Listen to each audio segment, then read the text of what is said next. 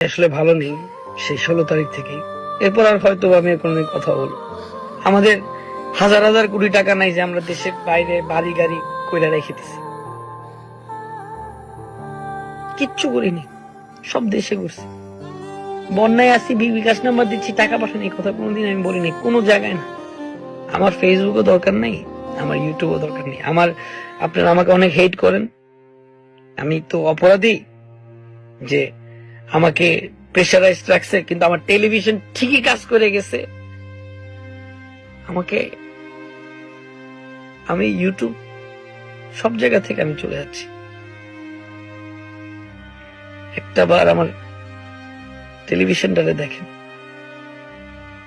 রাত্রেবেলা আমার শো অফে 10 জন পিস্তল নিয়ে আসছে, আইসে গুলি ঠেকায় দে, শো অফের মাল আগুন জ্বালাই দিছে। আমাদের শো অফের কম্পিউটার, মাই টিভির যত এডিটিং কম্পিউটার যা আছে লুটপাট করে নিয়েছে। এটা কোনোদিন একটা স্টুডেন্ট করতে পারে না।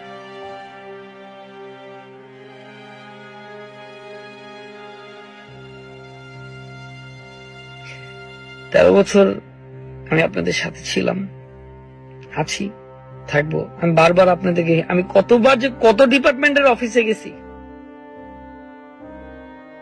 সেটা আপনারা একদিন জানতে পারবেন। আমি আরো অনেক কথা আছে, আমি বলবো একদিন, আমি এগুলা এক একটা স্টোরি বলবো। আমার সাথে এই কয়দিন কি কি হয়েছে আপনারা জানেন না, সব বলবো। কিভাবে প্রেশারাইজড হয়েছি আমি,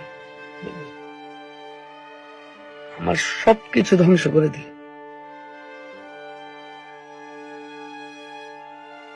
তো মাই টিভির গেটটা খুলে যেই আসতো আমার কাছে, দেখা হইতো আমার সাথে, খালি হাতে বিদায় দিতাম। সেই গেটটি আজকে ভাইয়া পুরো মাই টিভিটারে ভাঙিয়ে দিল।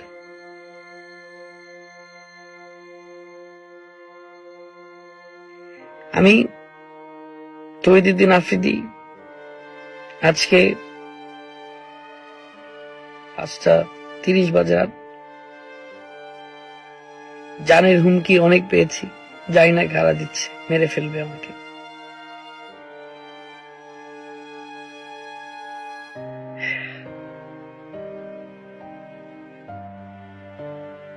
ইটের প্রত্যেকটা পাথর মনে হলো আমার বাবার রক্তে মারছে, এরকম মনে হয়েছে।